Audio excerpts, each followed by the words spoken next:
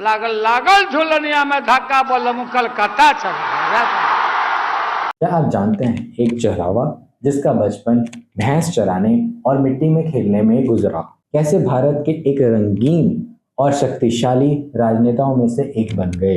एक ऐसा नेता जिसकी एक आवाज पे हजारों लोग जमा हो जाते थे और जिसके हास्य और अंदाज ने भारत की राजनीति को हमेशा के लिए बदल दिया। 1970 के दशक में एक नया चेहरा राजनीति में सामने आया।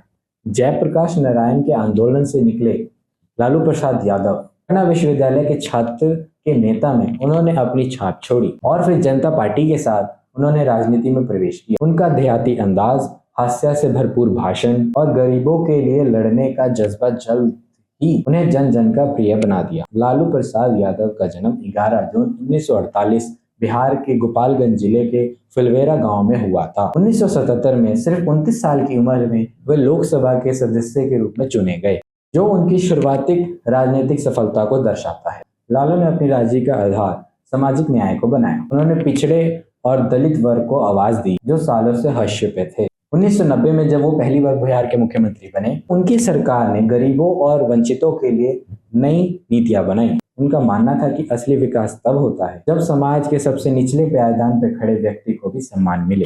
मुख्यमंत्री पद के बाद वो भारत के रेल मंत्री बने। ये एक ऐसा दौर था जब उन्होंने अपनी प्रशासनिक क्षमता का परिचय दिया। उन्होंने रेलवे को घाटे से मुनाफे में लाकर दुनिया को चौंका दिया। उन्होंने रेलवे की योजनाओं को इस तरह से बदला कि आम आदमी के लिए सुलभ और सस्ती हो गई। हालांकि उनका राजनीतिक सफर विवादों से भी घिरा रहा। चारा घोटाला जैसे मामलों ने उनकी राजनीतिक छवि को काफी नुकसान पहुंचाया, लेकिन इन सब के बाद भी लालू प्रसाद यादव आज भी भारतीय राजनीति में वे सबसे चर्चित और प्रभावशाली शख्सियों में से एक हैं। एक किसान से लेके और फिर मुख्यमंत्री और फिर रेल मंत्री तक का सफर ये बताता है कि भारतीय राजनीति में सब कुछ संभव। लालू प्रसाद यादव सिर्फ एक नेता नहीं बल्कि एक ऐसा किरदार है जिसने अपनी अदा से राजनीति के एक रंगमंच पर एक अंतिम छाप छोड़ी है। अब लालू यादव की राजनीति के बारे में क्या सोचते हैं हमें कमेंट में बताएं। याद आ गया हमको, एक लिख के लाए हैं हम। तुम अगर मुझको न चाहो तो कोई बात नहीं, तुम अगर मुझको न चाहो तो कोई बात नहीं, तुम किसी और को चाहोगे तो मुश्किल होगी।